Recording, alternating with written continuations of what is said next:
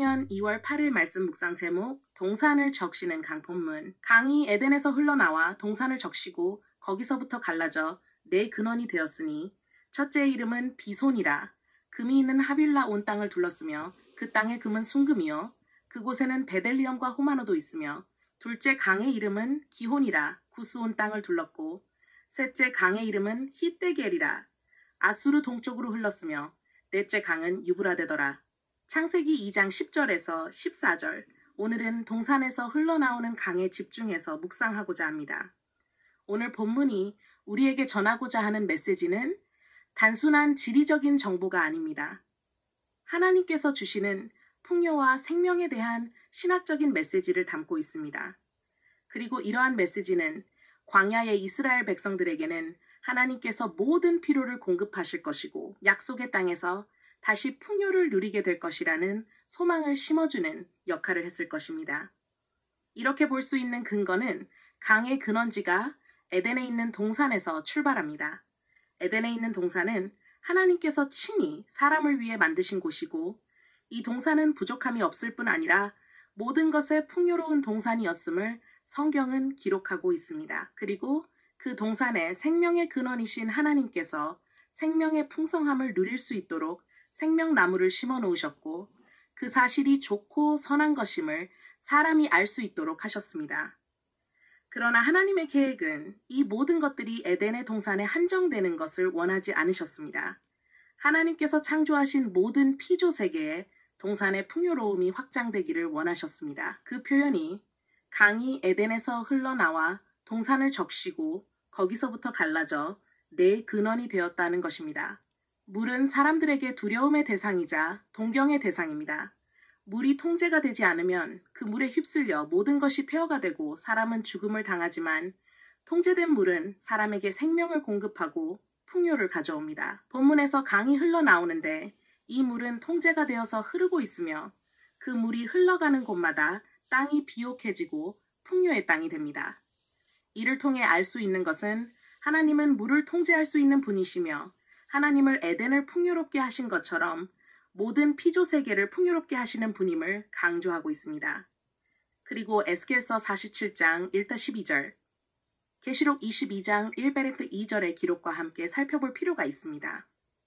에덴은 하나님께서 사람에게 찾아오시는 즉 임재의 장소로 구약 성경에서는 그 이미지를 성막, 성전으로 그리고 있습니다. 온 우주가 하나님의 성전으로 지어졌습니다. 그리고 특별히 사람에게 찾아오시는 가시적인 성전인 에덴에서 물이 온 세상으로 흘러갑니다. 에스겔서에서는 성전에서 흐르는 생명수가 온 땅을 적시고 생명을 살리고 풍성하게 합니다. 요한계시록 22장 1-2절의 말씀에는 하나님과 어린 양의 보좌로부터 생명수의 강이 나옵니다.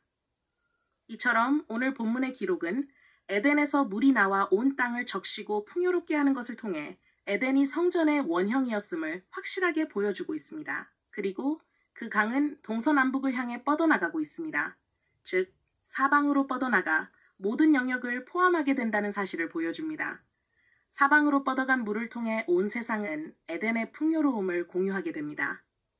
그 결과 강을 중심으로 한 땅들이 금과 보석으로 둘려있음을 확인할 수 있습니다. 이 풍요로움은 모두 하나님께로부터 온 것임을 보여주고 있으며 이 사실을 통해 하나님의 창조의 선하고 아름다움을 강조합니다.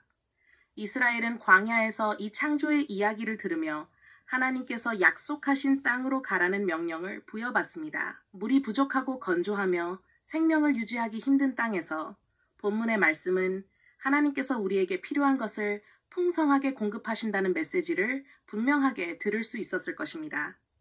그리고 잃어버린 낙원이며 하나님께서 주목하여 보시는 땅인 가나안 땅을 이스라엘에게 선물로 주셨습니다. 이스라엘은 자신들을 하나님께서 노예 상태에서 부르셔서 가나안 땅을 예비하시고 그곳으로 인도하심을 들으며 소망이 점점 커져갔을 것입니다. 오늘 우리들의 삶은 어떻습니까? 광야에 거류하는 이스라엘의 모습과 크게 다르지 않습니다. 메마르고 간조한 삶이 우리를 힘들게 합니다. 우리의 공급자는 없어 보입니다. 그러나 오늘 본문을 통해 확인하십시오. 하나님은 예수 그리스도 안에서 우리 안에 성전을 세우시고 우리의 공급자가 되어주십니다. 우리의 삶이 풍성하도록 만들어 가십니다. 물이 지나며 생명이 공급되듯이 우리가 걷는 발걸음마다 생명의 풍성함을 공급하기를 원하십니다. 그리고 우리를 위해 예비하신 하나님 나라가 있습니다. 그 나라를 소망하며 살아갈 때 하나님께서 예수 그리스도 안에서 우리 삶에 임하셔서 우리를 보호하시고 공급하십니다. 또한 그 나라에 가기까지 지속적인 보호와 공급하심과 붙잡아 주시는 은혜를 경험할 수 있습니다. 오늘 우리에게 새로운 한 날이 주어졌습니다. 내 욕망에 따라 죄와 사망의 통치 아래 피라미드 구조를 확장하는 고통과 압제의 삶에 따라 사는 날이 되지 않기를 바랍니다. 우리가 걸어가는 발걸음마다 하나님의 생명으로 살아나고 회복되는 경험이 있기를 기대합니다. 내가 예수 그리스도 안에서 하나님의 성전됨을 확인하는 하루가 되기를 원합니다.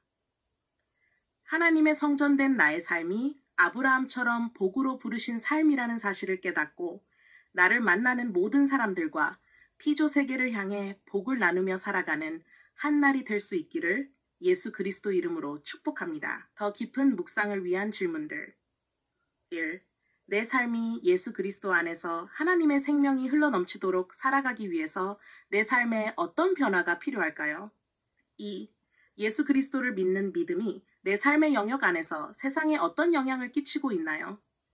3. 죄와 사망이 통치하고 있는 세상에서 하나님의 생명수가 내 삶을 통해 내 삶의 영역을 적시기 위해 오늘 내가 할 일들은 무엇이 있을까요?